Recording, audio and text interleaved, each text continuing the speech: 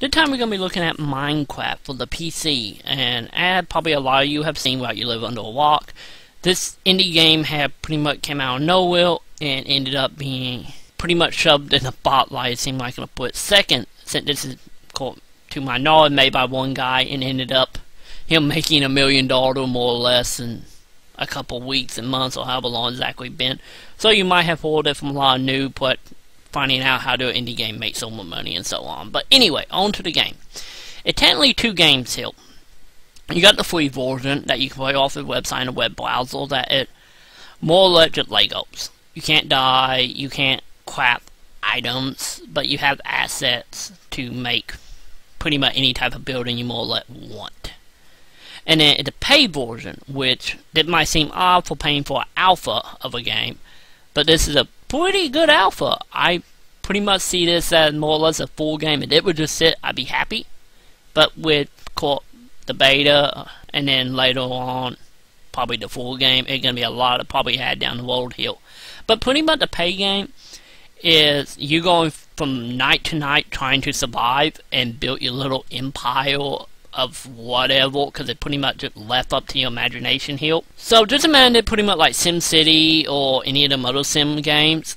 The whole building yourself up, knowing this is you're a solitary guy walking your way up instead of a city, but the same concept more or less, because they pretty much you gathering resources to build the next great thing.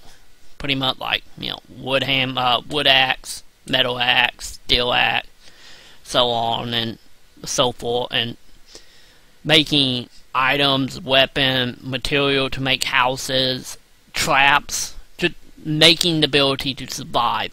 Because at night, the monster comes out, zombie, skeleton, penis-looking monster that will blow up on contact.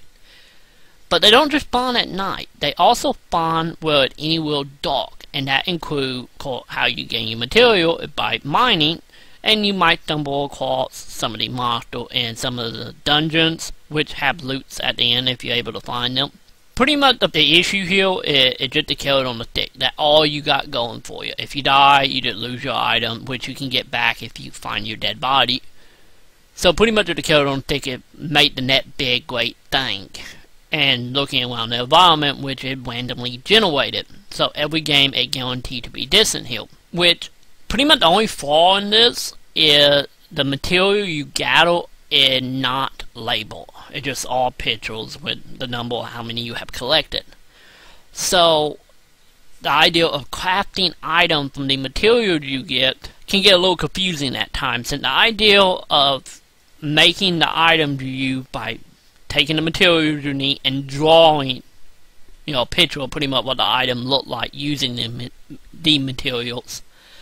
So, and it don't translate to the player very well of what one thing is appealed to another beyond the basics and how the crafting actually work. So as of right now, it's a learning curve here that can easily be justified if you're willing to look online for tutorials or how-tos and pretty much just find out what all this stuff is and how it works. And the server times can get kind of laggy every now and again. But on the flip side of that is the ability to host dedicated servers. It's helped the problem dramatically. The only issue with the dedicated servers is, of course, you can host the free game, which is identical to the web browser free version that you can get off the Minecraft.net. But the paid version that you hosted, as of the recording, the monster cannot hurt you, so they are more just a nuisance and you can't really get hurt. But all the mining and the making items are the same. So overall, for the 13 to 14 bucks US for this game, if you're on the fence, just know that it might be an alpha, but it don't feel like one. And I can't help but recommend it. The only issue here is it's a strange product to sell, since it falls into that SimCity outlook of carrot on stick of making the net big great thing. So that might not vibe with a lot of people, and then the crafting system not being easily explained to the player also could be another problem. So at the game stand right now, I can't help but recommend it, but I can't help but give it a 3 out of 5.